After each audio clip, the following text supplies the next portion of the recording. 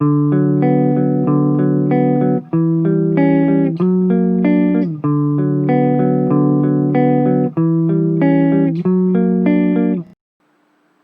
Students, welcome to my channel. I am Pallavi. हम class 9 का chapter 5 कर रहे थे। उसमें मैंने लास्ट वीडियोस में 5.1 तक कवर कर लिया था, देन 5.2 भी हमने किया था। नाउ दिस टाइम हम 5.2 का सेकेंड पार्ट करेंगे, जो कि है सेल वॉल। प्रीवियसली हमने किया था सेल वॉल के पहले how cell is made up of and what is the structure organisation of a cell. Fine.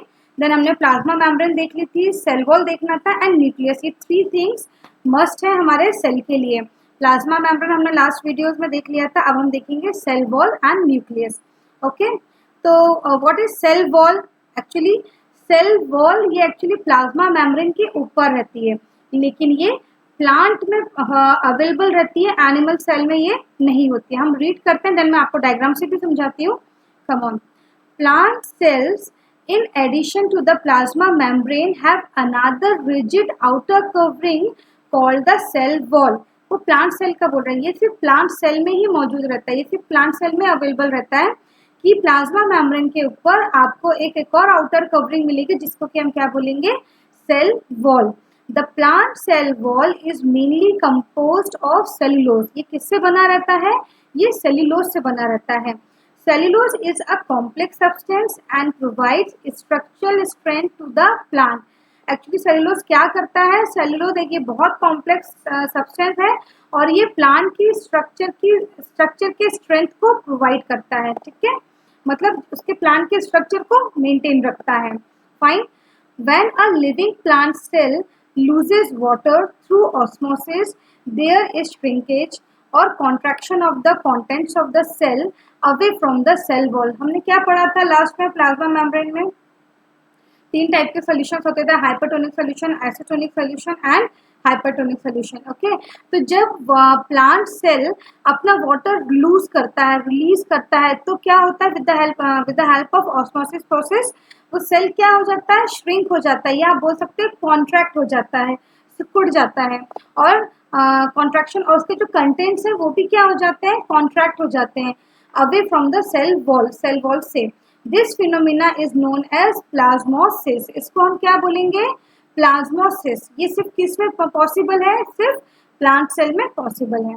Now we can observe this phenomena by performing the following activity. Actually ये activity है, ये बिना microscope के possible नहीं है, तो मैं आपको डायग्राम के थ्रू बताती हूँ कि एनिमल सेल और प्लांट सेल में क्या डिफरेंस है। ओके, सबसे पहले मैं आपको एनिमल सेल बताती हूँ। फाइन, ये देखिए, ये है आपका एनिमल सेल। एनिमल सेल में सिर्फ आपको क्या दिखेगा? Only plasma membrane, there is no cell membrane. ये फिगर्स अभी आपको आएंगे, हम डिटेल में पढ़ेंगे, तो डोंट बी एक्साइटेड, ये हम आगे करेंगे। सिर्फ मुझे आपको ये दिखाना था कि देखिए यहाँ पे सिर्फ प्लाज्मा मेम्ब्रेन होती है, इसमें सेल मेम्ब्रेन नहीं होती है। प्लाज्मा मेम्ब्रेन के ऊपर एक और आउटर कवरिंग होती है, वो सिर्फ किस में पॉसिबल है? आपके cell membrane, sorry, plant cell में ही पॉसिबल है। ओके, देखिए मैं आपको दिखाती हूँ प्लांट सेल कैसा दिखता है। ऐसा कुछ होता है प्लांट सेल। फाइन, अब देखिए मैं आपको इसमें नोटिस कराती हूँ। इसमें आपको सबसे पहले तो दिख जाएगा ये आपको, ये देखिए, ये जो इसकी ये ग्रीन कलर की जो दिख रही है ना border, this is called cell wall. और ये जो येलो कलर का आपको दिख रहा है ना, this is called plasma membrane. ये देखो, येलो वाले को हम बोलेंगे प्लाज्मा मेम्ब्रेन। फाइन, और ये येलो वाली वॉल के बाहर के आउटर कवरिंग एक और है, ये ग्रीन कलर की, इसको हम क्या बोलेंगे? सेल, इसको हम बोलेंगे सेल वॉल। और सेल वॉल किस में प्रेजेंट होती है? सिर्फ सिर्फ प्लांट सेल में ही पॉसिबल है आपका सेल वॉल। ओके, तो आपको दोनों फिगर से समझ में आया कि एनिमल सेल में सेल वॉल एब्सेंट होती है एंड प्लांट सेल में सेल वॉल प्रेजेंट होती है। अगर कभी डिफरेंस आया तो you can show the difference also. Fine, okay, come on, now will move on. अब हमारा नेक्स्ट टॉपिक है न्यूक्लियस। एक मिनट देखते, तो कुछ हमारा शायद पेंडिंग भी है। ओके, थोड़ा सा मैं यहाँ है। Fine, what do we infer from this activity? It appears that only living cells and not dead cells are able to absorb water by osmosis. ये तो कॉमन सेंस की बात है कि लिविंग सेल्स ही ऑस्मोसिस के थ्रू वाटर गेन और loose कर सकते हैं, बट डेड सेल्स ये सब चीजें नहीं कर सकते, वाटर एब्जॉर्ब नहीं कर सकते। And cell walls permit the cell of plants, fungi and bacteria to withstand with dilute hypertonic external media without bursting। Actually इसमें अगर जब प्लांट सेल में एब्जॉर्ब हो जाता है वाटर तो ये बर्स्ट होने से उसको बचाता है। कौन? Cell wall. Cell wall protect करता है पूरे सेल को बर्स्ट होने से। आपको लास्ट टाइम रेजिन के टाइम पे बताया था ना, अगर वो ज्यादा वाटर मॉलिक्यूल्स एब्जॉर्ब कर लेगा तो वो स्वेलअप हो जाएगा और it may be burst.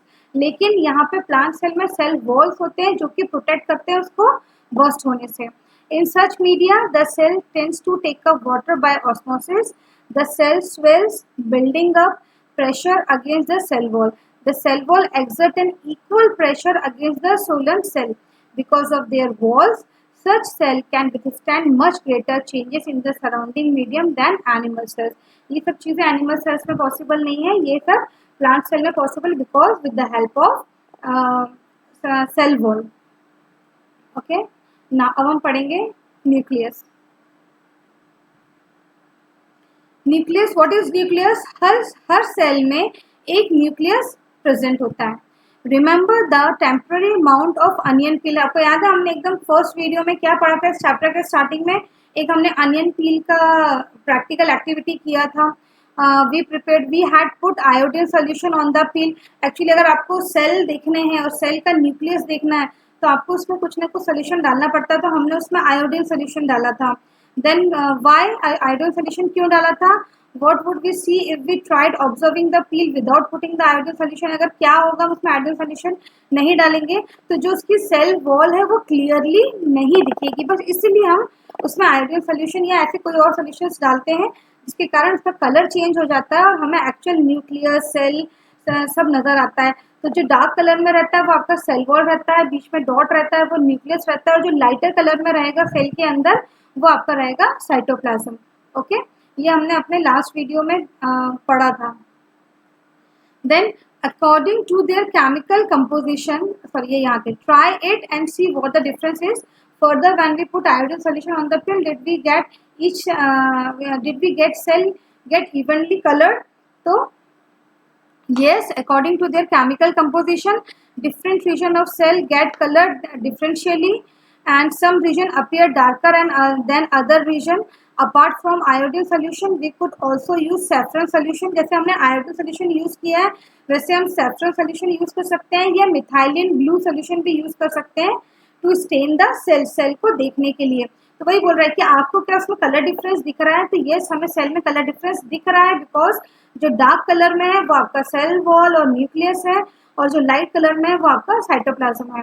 We have observe cell from an onion, let us now observe the another cell from our own body. Okay, ठीक है, ये भी इसके लिए भी आपको माइक्रोस्कोप लगेगा। So leave this activity and will move on. Okay, what is the nucleus? The nucleus has a double layered covering called nuclear membrane। Nucleus भी डबल लेयर कवरिंग होती है और न्यूक्लियस का जो आउटर मेम्ब्रेन होता है उसको हम क्या कहते हैं? Nuclear membrane. Okay, the nuclear membrane has pores. अब न्यूक्लियर मेम्ब्रेन्स में भी बिल्कुल टाइनी पोर्स होते हैं which allows the transfer of material from inside the nucleus to its outside. अभी इसके पहले प्रीवियस इसमें हम क्या पढ़ रहे थे कि सेल और उसके आउटर सराउंडिंग में, अभी हम सेल और उसके अंदर न्यूक्लियस की बात कर रहे हैं। तो न्यूक्लियस का जो आउटर मेम्ब्रेन होती है उसको हम क्या कहते हैं? Nuclear membrane. और न्यूक्लियर मेम्ब्रेन भी अलाउ करती है कुछ मटेरियल्स को अंदर आने के लिए न्यूक्लियस के उसके सराउंडिंग से, मतलब सेल के अंदर जितना भी मटेरियल अवेलेबल है।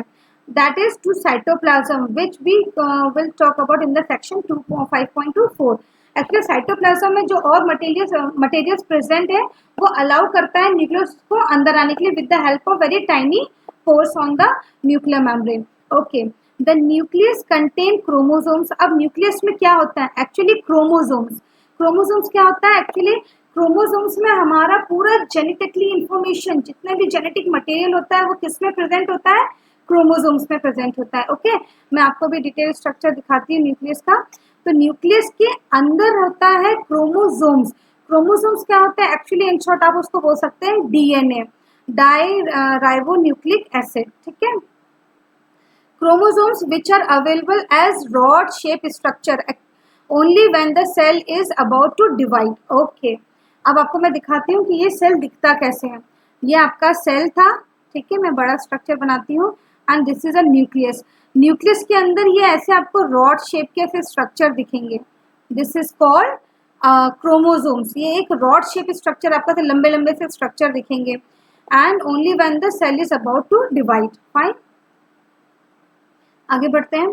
Chromosomes contain information for inheritance of characters from parent to next generation in the form of DNA. देखिए मैंने आपको अभी बताया था कि एक्चुअली क्रोमोसोम्स में क्या होता है, तो क्रोमोसोम्स में आपका इनहेरिट कैरेक्टर्स रहते हैं, आपकी पूरी जेनेटिक इंफॉर्मेशन, पूरा जेनेटिक मटेरियल रहता है आपके पेरेंट्स का, जो कि नेक्स्ट जनरेशन में ट्रांसफर होने वाला रहता है इन the form of DNA. And what is the full form of DNA, ये एक छोटा सा क्वेश्चन आपको पूछ सकते हैं, what is the full form of DNA, तो आप लिखोगे डीऑक्सीराइबोन्यूक्लिक एसिड, ठीक है। DNA is a molecule. DNA क्या होता है, एक्चुअली डीएनए मॉलिक्यूल होता है, ये प्रेजेंट होता है क्रोमोसोम्स में एंड क्रोमोसोम्स होते हैं न्यूक्लियस के अंदर। ओके, हम डिटेल में और पढ़ेंगे। Chromosomes are composed of DNA and protein. अब क्रोमोसोम्स किसके बने रहते हैं, क्रोमोसोम्स में होते हैं DNA and protein both.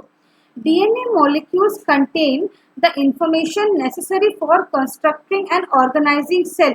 Actually DNA आपने सुना ही होगा, डीएनए से आप हर चीज़ पता कर सकते हैं, डीएनए से आप पेरेंट्स पता कर सकते हैं, और भी चीज़ें हैं कि ये किस स्पीशीज का है उससे भी वो डीएनए के थ्रू पता चलता है। तो अगर डीएनए मॉलिक्यूल्स हैं तो डीएनए किस चीज़ की नेसेसरी है, ये एक आपका इंफॉर्मेशन प्रोवाइड करता है आपके इनहेरिटेंस का। फाइन, और ये आपके DNA molecules contain the information necessary for constructing and organise, कि वो एक्चुअली आपके जो न्यू सेल्स आने वाले हैं, जो डॉटर सेल्स बनने वाले हैं, उसमें उनका स्ट्रक्चर और उनका ऑर्गेनाइजेशन कैसे रहने वाला है, वो कैसे एक दूसरे से सेम दिखने वाले हैं। Functional segment of DNA are called genes. अगर आप डीएनए को भी आप अलग अलग अलग करके बात करेंगे, उसको अगर आप फंक्शन करेंगे तो फंक्शन जो उसके जो सेगमेंट्स होते हैं, तो उन सेगमेंट्स को हम क्या बोलते हैं, जीन्स। अलग अलग टाइप के डीएनए होते हैं और अलग अलग टाइप के डीएनए में अलग अलग टाइप के जीन्स होते हैं। Fine, now in a cell which is not dividing, this DNA is present as part of chromatin material। अब देखते हैं ये हम आगे पढ़ेंगे कि डीएनए जहाँ पे यूज होता है तो वहाँ पे वो एज अ आपके जेनेटिक इंफॉर्मेशन जैसा रहता है, लेकिन डीएनए जहाँ पे प्रेजेंट होता है बट वहाँ पे वो कोई फंक्शन नहीं कर रहा है, वहाँ वो डिवाइड नहीं हो रहा है, तो आप उसको क्या बोलोगे, उसको आप बोलोगे कि वो किस फॉर्म में प्रेजेंट रहेगा सेल में, वो सेल में एज अ क्रोमेटिन मटेरियल नाम से प्रेजेंट रहेगा। In a cell which is not dividing, जिसमें जब सेल डिवाइड नहीं होता है, this DNA is present as a part of a chromatin material. अब हम ये देखते हैं क्रोमेटिन मटेरियल क्या है। Chromatin material is visible as entangled mass of thread like structures. Actually chromatin क्या होता है, देखिए मैंने अभी आपको बताया था न्यूक्लियस, ठीक है। अब मैं आपको न्यूक्लियस के अंदर का बता रही हूँ, मैं आपको न्यूक्लियस सेल का पूरा स्ट्रक्चर नहीं बता रही हूँ। Like this is a nucleus, okay, don't confuse, this is nucleus. Nucleus में मैंने आपका ऐसे स्ट्रक्चर बताया था रॉड लाइक, ठीक है। तो इसके अंदर ये जो क्रोमेटिन है ना, जब तक ये सिंगल रहते हैं, ये क्रोमेटिन मतलब एक्चुअली अगर आप उसको माइक्रोस्कोप के नीचे देखेंगे तो ये आपको ऐसा दिखेगा, ऐसा थ्रेड, बिल्कुल ये कंडेंस्ड फॉर्म में रहता है, ठीक है। तो ये आप उसको बोलोगे सिंगल क्रोमेटिन। ऐसे आपको बहुत सारे क्रोमेटिन दिखेंगे, दूर से आप देखोगे तो ये आपको ऐसे रॉड लाइक स्ट्रक्चर दिखेंगे। आप इसको ज़्यादा माइक्रोस्कोप में देखेंगे, ज़्यादा जूम करके, तो ये आपको ऐसे थ्रेड लाइक स्ट्रक्चर में दिखेंगे, ये ऐसे आपस में कंडेंस्ड फॉर्म में रहते हैं, ठीक है। ये बिल्कुल स्ट्रक्चर में आ चुके रहते हैं। Fine, okay, come on, then chromatin material is visible as entangled mass of thread like structure। जैसे वो मैंने आपको 8 बताया था ना, ऐसे वो entangle रहते हैं और बहुत सारा thick structure बना लेते हैं वो। Whenever the cell is about to divide, the chromatin material gets organized into chromosomes। Okay, now अभी मैं आपको बताती हूँ, ये देखिए, ये मैंने आपको बताया था, these are the chromatins। Fine, ठीक है। तो ये अगर आप मैं इसको सिंगल बताऊं तो ये ऐसा रहता है। तो ये किस टाइम पे रहता है, जब सेल डिवाइड नहीं होता है। लेकिन जब सेल को डिवाइड होना रहता है तो ये अपना एक सिस्टर क्रोमेटिन बना लेता है, ठीक है। इसको हम बोलेंगे सिस्टर क्रोमेटिन, मतलब ये एक आपका क्रोमेटिन है और ये एक आपका क्रोमेटिन है। ओके, कंफ्यूजन है कुछ आपका? जब ये सिंगल रहता है तो इसको हम बोलेंगे सिंगल क्रोमेटिन्स। ओके, जब इसको डिवाइड होना रहता है, जब सेल डिवाइड होता है तो ये बना लेता है अपना सिस्टर क्रोमेटिन, मतलब exactly duplicate copy of first chromatin. मान लो ये फर्स्ट क्रोमेटिन है, ये सेकेंड क्रोमेटिन है, तो ये अपना डुप्लीकेट कॉपी बना लेता है और जो डुप्लीकेट कॉपी बनाता है उसको हम सिस्टर क्रोमेटिन बोलते हैं। ओके, तो ये किस टाइम पे होता है? जब सेल को डिवाइड होना रहता है तो वो जस्ट डबल हो जाता है। ओके, आगे हम डिटेल में पढ़ेंगे, आपको है meiosis, mitosis, cell division and all, हम सब डिटेल में पढ़ने वाले हैं। Okay, now the nucleus plays a central role in cellular reproduction. जब रिप्रोडक्शन होता है, जब एक सेल से और दो सेल डॉटर सेल्स बनते हैं, तो उसमें न्यूक्लियस एक बहुत इंपॉर्टेंट रोल प्ले करता है। The process by which a single cell divides and form two new cells. क्या होता है? जब ये सेल, मैं आपको थोड़ा डिटेल में बता देती हूँ, ये आपका न्यूक्लियर सेल है, ये आपका न्यूक्लियस है। ओके, जब सेल डिवाइड होने वाला रहता है तो मैंने आपको एकदम इंटरनल बताया था अभी कि वो क्रोमेटिड था, वो क्रोमोसोम्स बन जाता है कि जब वो डुप्लीकेट हो जाते हैं। अगर सेल डिवीजन होगा तो वो सेल डिवीजन कैसा होगा, इसके बाद का जो स्ट्रक्चर रहेगा उसमें आपको सेल कुछ ऐसा दिखेगा, बिकॉज अब वो डिवाइड होने के इसमें आ गया है, अब वो डिवाइड होने वाला है, डिवाइड होने के स्टेज पे आ गया है। और इसके बाद आपको यहाँ से मिलेंगे दो न्यू सेल्स, इनके भी अपने खुद के न्यूक्लियस होंगे और ये न्यूक्लियस एक्चुअली डिवाइड हो चुका रहेगा, ठीक है।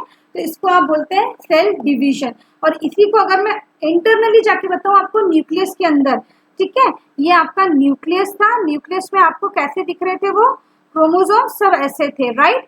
जब सेल डिवीजन का टाइम आया तो सारे क्रोमोसोम्स कैसे हो गए, सबने अपने सिस्टर क्रोमोसोम्स बना लिया। क्यों?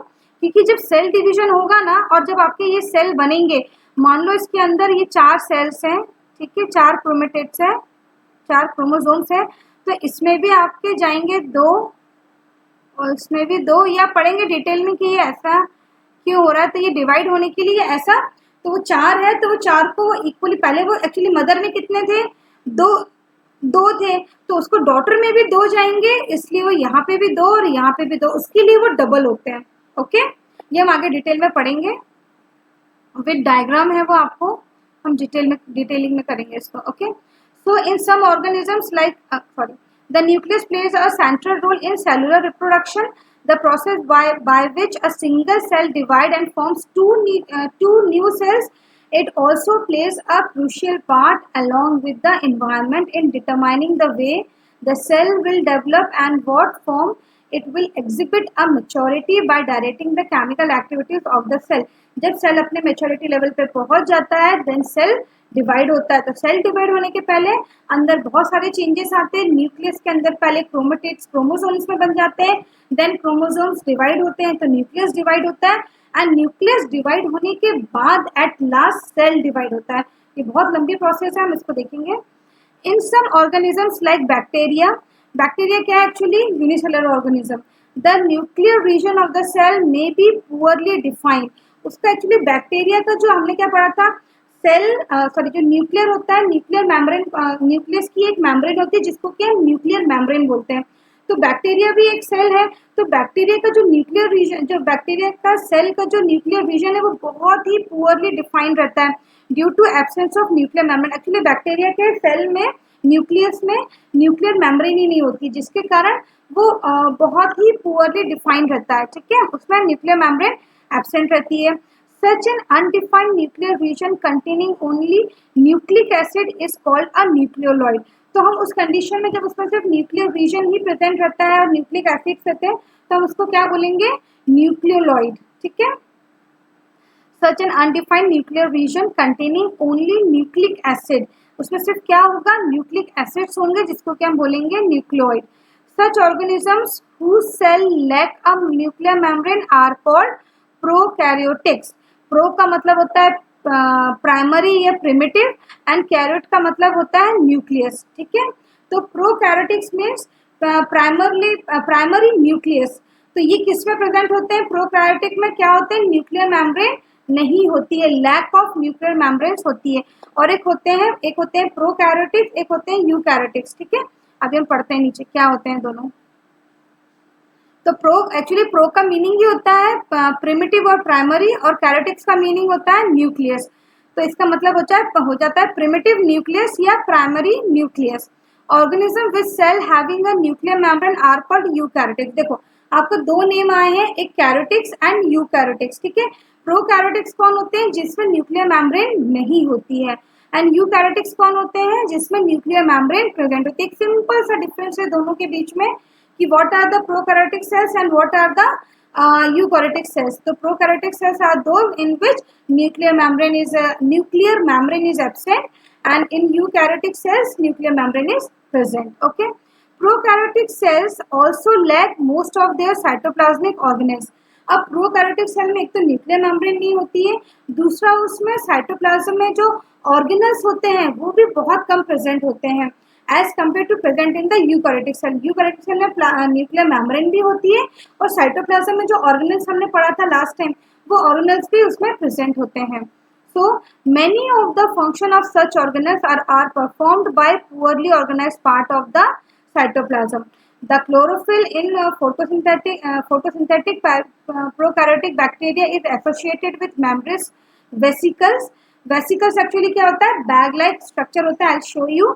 But now with plastids as eukaryotic cells. देखिए ये मैं आपको नीचे डायग्राम में दिखाती हूँ, इससे आपको क्लियर होगा। ये होते हैं आपके प्रोकैरियोटिक सेल, ठीक है। सबसे पहली बात तो प्रोकैरियोटिक सेल में न्यूक्लियर मेम्ब्रेन नहीं होती है, इसमें क्या नहीं है, न्यूक्लियर मेम्ब्रेन नहीं है। फिर इसमें ये देखो ये न्यूक्लियोइड है, इसमें ये जो आपका मटेरियल है ये इसको क्या बोलेंगे, न्यूक्लियर। इसमें प्लाज्मा मेम्ब्रेन है, फाइन। इसमें सेल वॉल है और इसमें राइबोसोम्स भी, या राइबोसोम्स भी डिटेल में पढ़ेंगे। तो ये आपके वो प्रोकैरियोटिक सेल्स हैं जिसमें कि आपकी न्यूक्लियस की मेम्ब्रेन इसमें नहीं होती है, फाइन। एंड यूकैरियोटिक सेल्स में क्या होते हैं, न्यूक्लियस की मेम्ब्रेन होती है। बाकी आप अपने नेक्स्ट क्लास में, क्लास 10th में आप इसको बहुत डिटेल में पढ़ने वाले हैं, ठीक है। तो अभी आपके सिलेबस में सिर्फ इतना ही है, आगे हम बढ़ते हैं। आगे है आपका साइटोप्लाज्म। साइटोप्लाज्म वो जो आपके सेल न्यूक्लियस के अराउंड जो थोड़ा सा फ्लूइड रहता है, that is called cytoplasm. Okay, तो let's read what is cytoplasm. When we look at the temporary mount of onion peel as well as human chick cell, we can see a large region of each cell enclosed by the cell membrane. आपको याद है हमने last time वो onion पील वाला किया था, तो उसमें आपको सेल मेम्ब्रेन दिख रही थी, उसमें सेल मेम्ब्रेन थी, ठीक है। अगर आपने नहीं देखा होगा, नहीं पता होगा, तो आप मेरे प्रीवियस वीडियोस में जाकर ये देख सकते हैं। Now this region takes a very little stain. उसमें आपने कलर मिक्स किया था आयोडीन सोल्यूशन, जिसके कारण कि आपको उसमें स्टेन दिख रहा था। This is called the cytoplasm. जो लाइट कलर में दिख रहा था वो आपका लिक्विड जो फ्लूइड था, that is called cytoplasm. The cytoplasm is the fluid contained inside the plasma membrane. या तो आप बोल सकते हो न्यूक्लियस के बाहर जो फ्लूइड होता है, दैट इज कॉल्ड साइटोप्लाज्म, या आप उसको डेफिनेशन चेंज करके बोल सकते हो the fluid present inside the cell membrane और plasma membrane is called cytoplasm. Okay, it also contain many specialized cell organelles. मैंने आपको पहले भी बताया था, साइटोप्लाज्म में और भी सेल ऑर्गेनल्स होते हैं, आप पढ़ोगे आगे, माइटोकॉन्ड्रिया, वैक्यूल्स, बहुत सारी चीजें होती हैं। Each of these organelles perform a specific function for the cell. जैसे देखिए हमारी बॉडी में, ठीक है, हमारी बॉडी में अलग अलग ऑर्गन्स होते हैं, वो अपने अलग अलग फंक्शंस परफॉर्म करते हैं। सेम वैसे सेल के अंदर भी अलग अलग सेल ऑर्गेनल्स होते हैं जो अपने अपने ऑर्गन्स परफॉर्म करते हैं, पर वो कहाँ प्रेजेंट होते हैं, वो साइटोप्लाज्म में प्रेजेंट होते हैं। Okay, now cell organelles are enclosed by membranes. अब सेल के अंदर जो सेल ऑर्गेनल्स होते हैं वो भी सेल आपके सेल मेम्ब्रेन से कवर्ड रहते हैं, फाइन। इन प्रोकैरियोटिक्स में क्या होता है, सेल मेम्ब्रेन, न्यूक्लियर मेम्ब्रेन नहीं होती है। Beside the absence of defined nuclear region, the membrane bound cell organelles are also absent. तो उसमें सेल ऑर्गेनल्स की जो मेम्ब्रेन होती है वो भी एब्सेंट। अगर सेल में, अगर प्रोकैरियोटिक सेल्स में अगर न्यूक्लियर मेम्ब्रेन ही नहीं है, तो साइटोप्लाज्म में भी जो अंदर ऑर्गेनल्स है उनकी भी मेम्ब्रेन नहीं होगी, वो मेम्ब्रेन बाउंड सेल ऑर्गेनल्स हो जाते हैं। और on the other hand eukaryotic cells में हमने क्या पढ़ा था, न्यूक्लियस की न्यूक्लियर मेम्ब्रेन होती है, इसलिए उसमें जो सेल ऑर्गेनल्स होंगे उनकी भी सेल मेम्ब्रेन, उनकी भी वो ऑर्गेनल्स की भी मेम्ब्रेन होगी। तो वही बोल रहा है, on the other hand the eukaryotic cells have nuclear membrane as well as membrane enclosed organelles, उनके ऑर्गेनल्स में भी मेम्ब्रेन होगी। The significance of membranes can be illustrated with the example of viruses. Viruses lack any membranes and hence do not show characteristics of life until they enter a living body and use its cell machinery to multiply. देखो same यही चीज आपके virus के साथ होती है, इनकी भी सेल मेम्ब्रेन नहीं होती है। और ये कब आपको विजिबल दिखते हैं, ये कब एक्टिव होते हैं, जब ये किसी लिविंग ऑर्गेनिज्म में, किसी लिविंग बॉडी में आते हैं और फिर वो उस बॉडी को एज अ मशीन यूज करके वो मल्टीप्लाई होते जाते हैं। ठीक है, तो आप क्या बता सकते हैं कि अगर सेल मेम्ब्रेन नहीं है तो वो कौन से ऑर्गेनिजम्स हैं? वो हमारे वायरसेस हैं। Okay come on. एक छोटा सा हमें क्वेश्चन दिया है, fill in the gap with the following table illustrating difference between prokaryotic and eukaryotic cells. हमने अभी डिफरेंस देखा था, इनमें क्या डिफरेंस होता है। ठीक है, चलिए देखते हैं सबसे पहले डिफरेंस क्या होता है। सबसे पहले जो प्रोकैरियोटिक का आपके इसमें देखिए दो कॉलम दिए हुए हैं, कैसा दिया है, पहला आपको दिया है प्रोकैरियोटिक सेल और दूसरा दिया है यूकैरियोटिक सेल। ठीक है, साइज इसने खुद ने मेंशन कर दिया, क्या साइज होते हैं, जनरली स्मॉल होते हैं। ये कितने स्मॉल होते हैं, 1 to 10 mu metre. Okay, 1 mu equals to 10 to the power -6 metre. और ये यूकैरियोटिक सेल्स कितने होते हैं, जनरली लार्ज, मतलब as compare to prokaryotic cells कितने रहते हैं, ये जनरली साइज इनका 5 to 100 के बीच में रहता है और ये 1 to 10 के बीच में रहते हैं। ठीक है, अब आप मुझे खुद बताएंगे न्यूक्लियर रीजन, प्रोकैरियोटिक सेल्स में न्यूक्लियर रीजन क्या रहता है, एब्सेंट रहता है, राइट। इसमें न्यूक्लियर रीजन एब्सेंट रहता है, या आप बोल सकते हैं poorly defined due to absence of nuclear membrane. ठीक है, एंड नोन एज, इसको हम और क्या बोलते हैं, जब इसमें न्यूक्लियर मेम्ब्रेन नहीं होती है, इसमें न्यूक्लियर रीजन पुअरली डिफाइंड रहता है, तो इसको हम क्या बोलते हैं, न्यूक्लियोलॉइड। ठीक है, मैं आपको लिख देती हूँ न्यूक्लियर रीजन, जगह कम है मैं यहाँ से लिख देती हूँ, nuclear region is poorly defined. इसमें न्यूक्लियर रीजन डिफाइंड रहती है, क्यों, due to absence of nuclear membrane. ठीक है, nuclear membrane and is known as nucleoid. Sorry ठीक है, न्यूक्लियोलॉइड। अब यहाँ पे क्या दिया हुआ है आपको, न्यूक्लियर रीजन इसमें वेल डिफाइंड रहती है and the surroundings by a nuclear membrane, और वो किससे कवर रहती है, एक न्यूक्लियर मेम्ब्रेन से। ठीक है, थर्ड पॉइंट पे आते हैं, इसमें क्रोमोसोम्स कैसे रहते हैं, सिंगल, किसमें, प्रोकैरियोटिक सेल्स में। और यूकैरियोटिक सेल्स में क्या रहते हैं, मोर देन 1 क्रोमोसोम, उसमें एक से ज्यादा क्रोमोसोम होते हैं और इसमें सिंगल क्रोमोसोम्स होते हैं। ठीक है, नाउ 4.4 डिफरेंस क्या है, membrane bound cell organelles absent, इसमें सेल के ऑर्गेनल्स के जो मेम्ब्रेन रहती है वो एब्सेंट रहती है। तो ये अगर मेम्ब्रेन बाउंड है तो वो क्या होंगे, उसमें सेल ऑर्गेनल्स के मेम्ब्रेन प्रेजेंट होंगे। ठीक है, तो आप यहाँ क्या लिख सकते हो, यहाँ पे आप लिख सकते हो कि क्या,